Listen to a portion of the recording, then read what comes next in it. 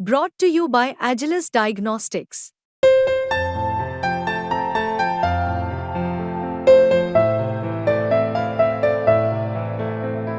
Agilus Diagnostics. राजनीति में कार्यकर्ता सबसे आगे रहकर सबसे ज्यादा संघर्ष करता है। राजनीतिक कार्यक्रमों में दरी बिछाने से लेकर धरना प्रदर्शन में पुलिस की लाठियां खाने की ड्यूटी कार्यकर्ताओं की होती है। टिकट, चुनाव, मंत्री, सांसद, विधायक, मलाई बंटने की नौबत आती है तो कार्यकर्ता सबसे पीछे होता है। ये किसी एक पार्टी का नहीं, पूरे राजनीतिक सिस्टम का रिवाज है। कर्नाटक कांग्रेस इस सिस्टम को बदलने जा रही है। कार्यकर्ताओं का सम्मान करने की गजब स्कीम निकाली है, जिसमें एक दो नहीं बल्कि 1200 कार्यकर्ताओं का होने जा रहा है भला। कर्नाटक कांग्रेस में सिद्धारमैया और डीके शिवकुमार नदी के दो किनारे माने जाते हैं, लेकिन राजनीति में रोल मॉडल इसीलिए बन रहे हैं जब पार्टी की बात आती है दोनों अपने मतभेद पीछे रखकर हाथ मिलाकर डट जाते हैं। कर्नाटक में कांग्रेस ने एक साल में दो बड़े चुनावों में करिश्मा किया। पहले विधानसभा चुनाव जीतकर सरकार बनाई, फिर लोकसभा चुनाव में अपनी सीट 1 से बढ़ाकर 9 कर ली। दोनों चुनावों में बीजेपी को धूल चटाई। इसी का क्रेडिट देने के लिए सिद्धारमैया और डीके शिवकुमार ने मिलकर प्लान बनाया है। डेक्कन हेराल्ड की रिपोर्ट के मुताबिक गृह मंत्री जी परमेश्वर की अध्यक्षता में एक कमेटी बनी है। ये कमेटी ऐसे 1200 पदों पर राजनीतिक नियुक्तियां करने के लिए बनी है जिन पर राजनीतिक लोगों को नियुक्त किया जाता है। कर्नाटक सरकार के बोर्ड और निगमों में बोर्ड डायरेक्टर्स, मेंबर्स जैसे 1200 पोजीशंस पर नियुक्ति होने जा रही है।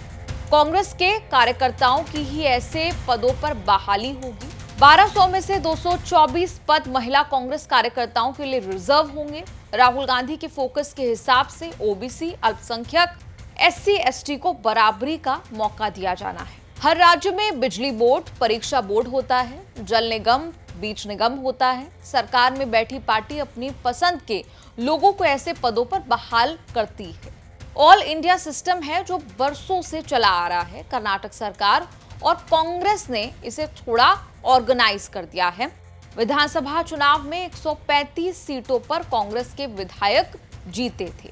ऐसी हर सीट से कम 3 कांग्रेस कार्यकर्ताओं की बहाली बोर्ड निगम में होगी। जिला कांग्रेस कमेटी फ्रंटल ऑर्गेनाइजेशन में बहाली के लिए कार्यकर्ताओं के नाम मांगे गए हैं। जहां कांग्रेस विधायक नहीं जीते वहां से 2 कांग्रेस कार्यकर्ताओं को मौका दिया जाएगा। सबसे ज्यादा वजन स्थानीय विधायकों की सिफारिश का होगा। कुछ पद सिद्धारमैया और डीके शिवकुमार के डिस्क्रिप्शन के लिए होंगे, जहां दोनों अपनी पसंद से नियुक्ति करेंगे।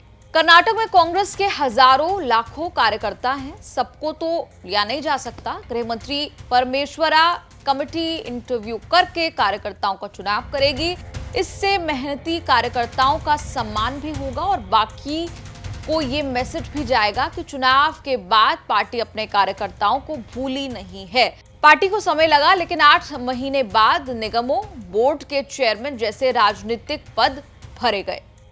कांग्रेस में 2028 से पहले विधानसभा चुनाव नहीं होने हैं। 2019 से पहले लोकसभा चुनाव नहीं होने हैं। 4 साल तक कार्यकर्ताओं में जोश जगाए रखने के लिए कुछ ना कुछ पार्टी को करना पड़ेगा। वैसे भी पार्टी के लिए मुश्किल समय इसीलिए है कि सीएम सिद्धारमैया पर मुडा घोटाले, MUDA घोटाले का शिकंजा कस रहा है। बीजेपी हर मुमकिन कोशिश कर रही है सरकार को गिराने के लिए। सिद्धारमैया डीके की पहल पार्टी कार्यकर्ताओं को हर हालात का सामना करने के लिए तैयार रखने में मददगार हो सकती है। इस पूरी रिपोर्ट पर आपका क्या कहना है? आप कमेंट्स में लिखकर अपनी राय जरूर दें और देखते रहिए न्यूज़ तक।